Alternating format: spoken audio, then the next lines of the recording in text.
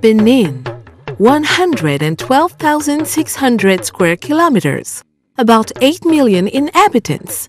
This is one of the world's smallest and least populated countries in Africa. But in Benin, greatness has nothing to do with size. For those who knew the country well, it used to be called Dahomey, the Latin Quarter of Africa. Despite the change of name, it remains the Latin Quarter of Africa. It is also the laboratory of democracy in Africa and one of the most stable countries on the continent. Such attributes inspire respect, but there is better to the country.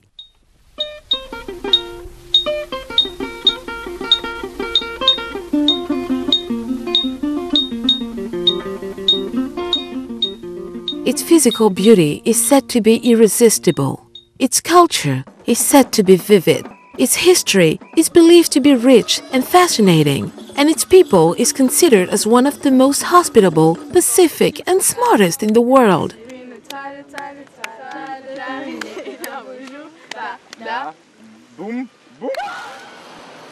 What is it really? Give me a few minutes' attention and I will tell you all about it.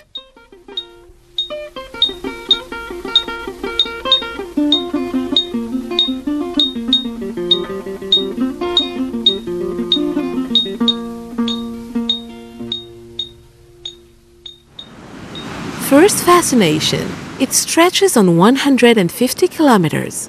On this coast, we will visit 3 cities including Grand Popo, Ouidah, and Cotonou, which you can see right now. This is the main gateway to the country when you come by plane or by boat. It is also the business center par excellence. Over 60% of the country's businesses take place in this sprawling metropolis that is still very friendly. The port, it serves the hinterland countries such as Niger and Burkina Faso, which trust the country's port completely because it meets the standards of the International Code for the Security of Ships and Port Facilities, ISPS. Even the giant Nigeria uses it frequently.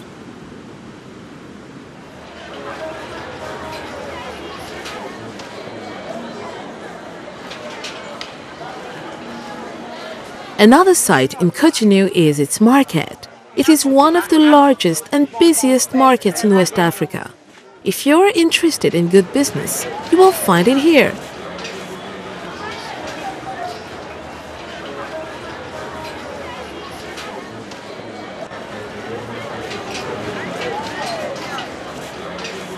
Everything is available in this market. You only need to pay a short visit to it to avoid any later regret.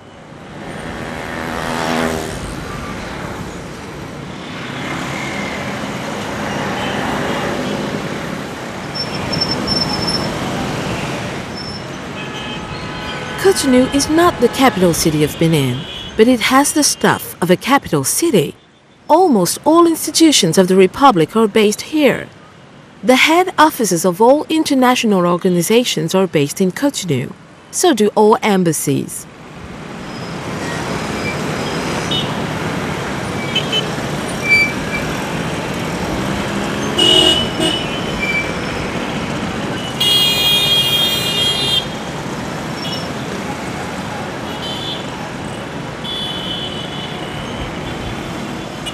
Finally, Cotonou is the city of Semijan. These legendary motorbike taxis, whose drivers are dressed in yellow, facilitate your movements just for some coins.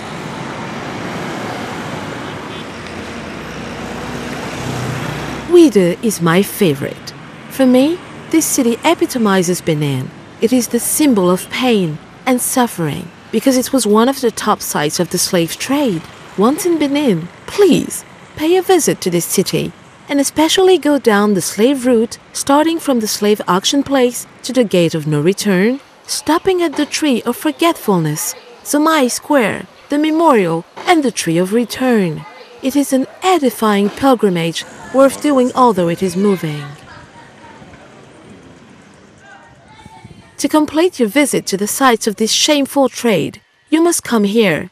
In this former Portuguese fort, built in 1721, you will find an impressive collection of photographs and various objects on the slave trade.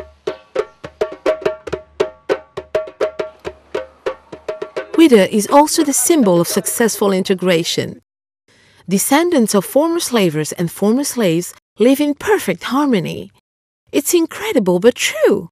All cultures, indigenous and foreign, mingle well in this city. The fact that the Basilica and the Temple of the Pythons, which you can blithely visit, face each other is a proof of this peaceful coexistence. Knowing that the sand used in the construction of this church was brought from over 5 kilometers by voodoo worshippers, it becomes easier to guess that Ouida, the capital of voodoo, is tolerance in itself.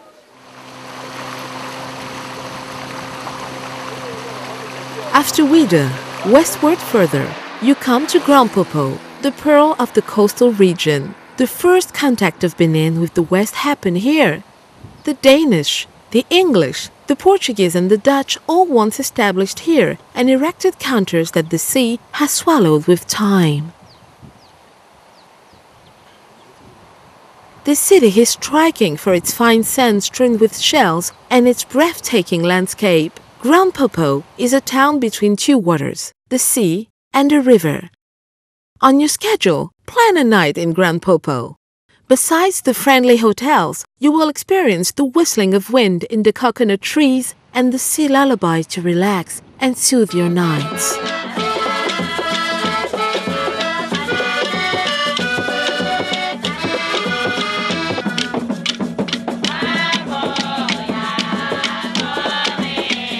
Here, as in Ouida, you have families bearing the names of former explorers and slavers such as Olympio, Johnson, Freitas Almeida, Benthic, Bovis, de Souza, Lemon, Gomez, Oliveira, Olivier de Monteguer, to name only those.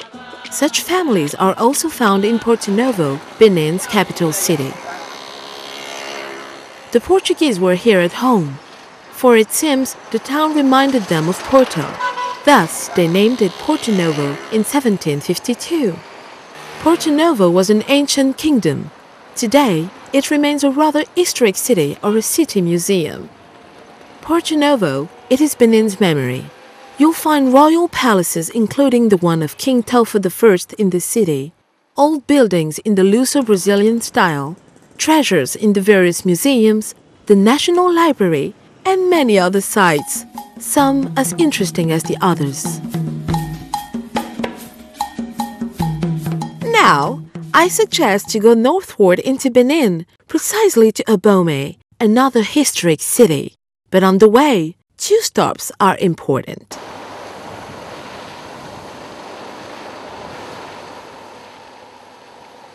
The first is that of Ganvier, the lake village. It is the most visited site. I would say that it is the greatest site of Benin. People go to Ganvier to escape, to dream, and to share moments of pleasure with very friendly people especially when you put your cameras away.